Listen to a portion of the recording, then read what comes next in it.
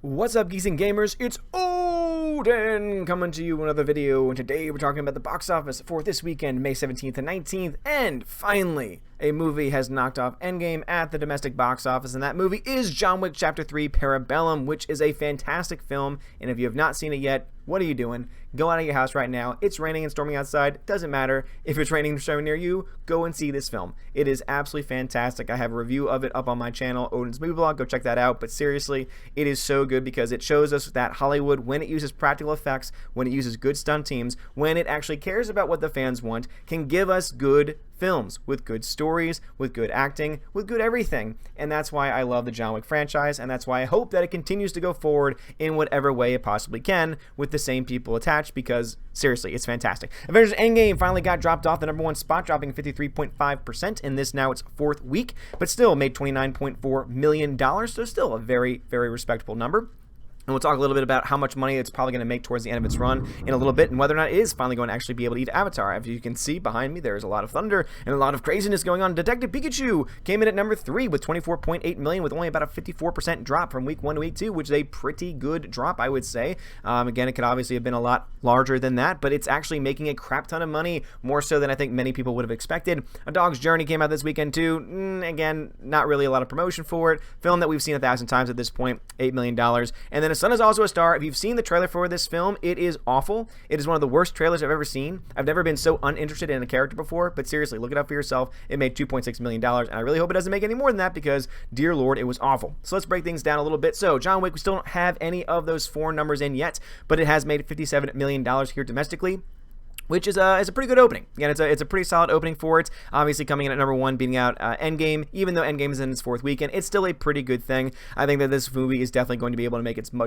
budget back, and especially when you understand that from every film going forward, John Wick to John Wick 2, there was an increase in how much money it made. I would not be surprised if John Wick 3, getting more and more attention, getting more and more love, also ends up doing the same thing and making even more in the long run. Really hope this film does well overseas. Obviously, I think it's going to do well domestically. It does have some competition coming up next week because Aladdin's coming out.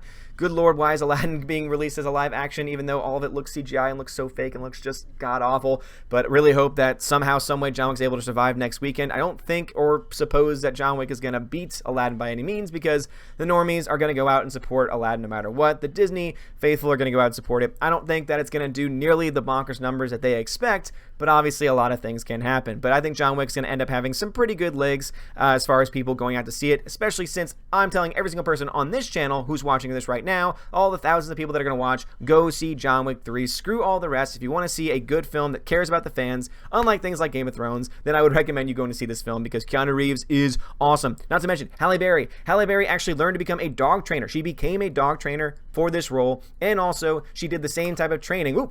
Sorry about that. She did the same type of training that Keanu Reeves normally does for these films, including training with guns and learning how to use them properly, how to reload and everything, and it just looks great because you're seeing these things happen on screen and you're thinking to yourself, these actors are actually doing it. They're actually doing most of their own stunts. Not just with the flippins and the flappins and everything like that, but also with the fact that they are, again, shooting a gun and also reloading it and using it correctly, and it's really cool to see. There are 2 really great scenes in this film. One is with a knife, which is freaking fantastic. Seriously, it's within the first 20 minutes of the film, and it's one of my favorite action sequences of all time. And there's also another one with Halle Berry and her dogs, and it's just so cool to see Halle Berry on screen, not letting stunt doubles do her work, but her doing the work herself. It is fantastic. Avengers Endgame. All right, let's talk about this for a little bit. So it is now at $2.564 million. Is it going to beat Avatar? There are some people out there saying that it's not, that it's slowed down a little bit too much. I still have my expectations that it is going to beat Avatar because it only needs to make another 200 million or so to be able to beat there. It's not really making that much money in China anymore, but it's already made around 600 plus million in China alone. So if you take that into account, and to account the fact that China normally makes up around a third of the entire foreign box office total, and you look at the current foreign box office total, it seems that this number is going to be higher. In fact, it says that this update is as of May 19th, but obviously I have been looking at these numbers for a while now, and it was at 2.5 before. So I don't think that Box Office Mojo has officially updated these numbers yet from all the other countries. I think that they've only been able to update maybe the domestic totals and not the foreign. So I would not be surprised if the worldwide total for this is closer to 2.6, 2.7 already. So I would say before, I think it's going to pass up Avatar. It's going to finally beat Avatar Avatar, probably either this weekend when the official numbers finally come out, or by next weekend, even though it's going to have a lot more competition, even though it's going to be in week 5. Still, people are seeing this film. As you could see domestically, it was again, it's still doing well, can come in at number 2. And it's still making crap tons of money, making more than a lot of other films in their first weekend. So Avengers Endgame still making lots of money. It's going to probably make well over $800 million here domestically. Is it going to get close to The Force Awakens? Is it going to get close to the almost to the $1 billion mark domestically? Probably not. I think it's slowed down a little bit too much. But obviously, Disney could do a lot of things. Disney could re-release certain things, could offer certain footage, could do a lot of other things to try and get the number out there. But I do think that the reason why there's been as much of a drop off, and some are going to say, what do you mean drop off? It's already made $2.5 billion. That is true. But I think that if this film was not a nightmare when it comes to its story and making sense, I think that this film would be doing much better. If this film had ended in a way that actually made sense and didn't leave people confused and frustrated, like me, for example, I think that it probably would have ended up doing much better. But of course, that is neither here nor there because we can't go back in time to change it. Detective Pikachu, the film that I talked about and praised last week, and I still got my little cards right here, still got my Detective Pikachu card right here, which is just so cool. Again, reminds me of childhood, is doing very well. It's at $206.4 million. That is pretty crazy when you think about it. It's a Pokemon film. Detective Pikachu cost $150 million, which is a crap ton of money for a film like this, but obviously that went into their visual effects. But it's already made $206 million, meaning that this film likely will get pretty close to $300 million by the end of its run, and therefore will likely be profitable. Will likely make some money back, and so I think that's a good thing. Not to mention, I think that this film will do very well on the on the post-box office release on DVD and Blu-ray, because as I said before, it's a good family film. It's a PG film that to me is able to please both adults and kids. As I said, when I first saw this opening night, most people in the theater were adults. There were people my age, people who grew up with Phase 1. Why am I calling it Phase 1? With Generation 1 Pokemon Red, Pokemon Blue, Pokemon Yellow, all those things. The Pokemon trading card game, all these. In fact, I'm playing the Pokemon trading card game on my emulator for Game Boy, and it's just so much fun. It's so great to go back into childhood and to have this kind of fun, waste a little bit of time, but also to kind of reminisce and have that moments of nostalgia. And if you are a fan, or you were a fan of Pokemon, there are tons of moments of nostalgia in this film, and I really do think it's worth seeing. So out of all 3 of these that I'm talking about right now, I would say that John Wick 3 is by far, go see it. It's a must-see. It is fantastic. If you like practical effects, if you like stunt work, if you were a huge fan of Cobra Kai and the stunt work they did in episode 10 of season 2,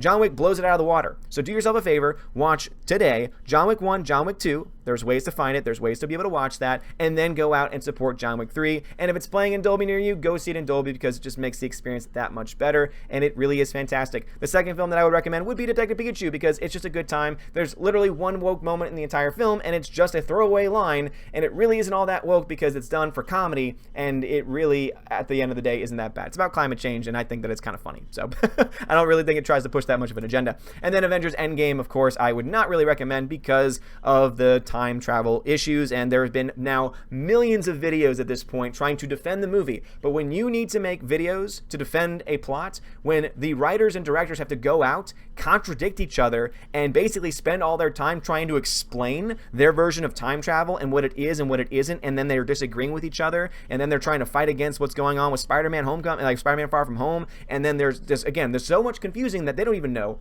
what the film is about. That's why, hopefully now you can understand why I just didn't like this movie, because I wanted to love it. Infinity War is still my all-time favorite Avengers film. And I've been watching, I was watching that with my juniors this week, because as guys know, I teach high school. I was watching that with my juniors this week, and I just was reminded of how great it is. It's almost like they are 2 different films.